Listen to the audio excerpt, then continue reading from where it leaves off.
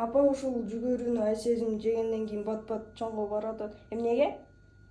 Бул деген клетчатка да. Жүгөрүдө аябай көп клетчатка бар да.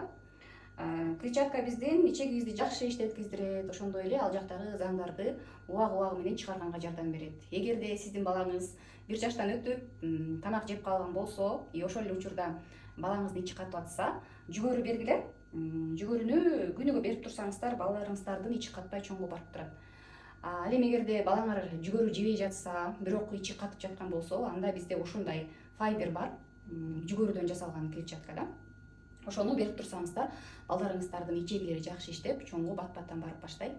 Бир файбер эгерде балаңыз 2 жашта болсо, 4 айга жетет. Бул абдан экономдуу болот. Бул бир жүгөрү азыр 100 сом экен да. Ошондо элестеткиле, силер эгерде 1 ай бою балаңарга бир эле штуктан жүгөрү алып бере турган болсоңуздар, 3000 сомго алып бересиңер да. Ал эми файберди алып берсеңиздер, силерге 4 айга жетет. Ошондой эле баасы дагы 3000 сомго дагы жетпейт да. Абдан экономдуу болот. Ошондой эле табигый продукция.